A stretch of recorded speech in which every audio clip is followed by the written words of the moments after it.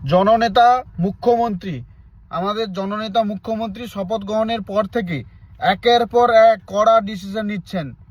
কখনো বলেছেন লাউড স্পিকারে মাইক চালানো যাবে না, সে যে কোনো ধর্ম হোক।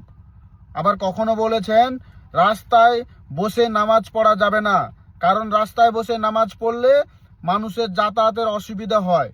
এতে বাংলাদেশের কিছু জাল্লাদ, কিছু আতঙ্কবাদী, কিছু জেহাদিদের খুব ফাটছে।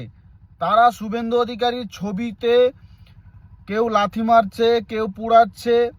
দম থাকে আমি বলবো তারা আমাদের এই পশ্চিমবঙ্গে ভারতে এসে দেখাক, আমরা বুঝিয়ে দেব কত ধানে কত চাল।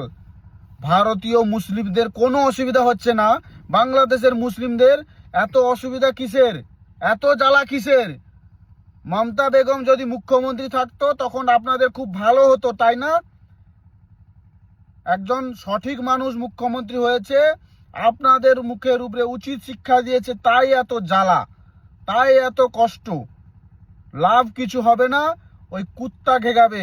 কুত্তা ঘরের বাইরে ঘেগায় না, যেমন ওই মানে বাংলাদেশের বর্ডার, আমাদের ভারতের বর্ডার, বাংলাদেশের বর্ডারে আপনারা কুকুরের মতো ঘেগাবেন, কিছু করতে পারবে না। এবারে আমাদের বাংলাদেশ বর্ডার একদম প্রাচীর দিয়ে সিল হয়ে যাচ্ছে। এতদিন মমতা বেগম যতদিন ছিল কোনো কিছু হতো না।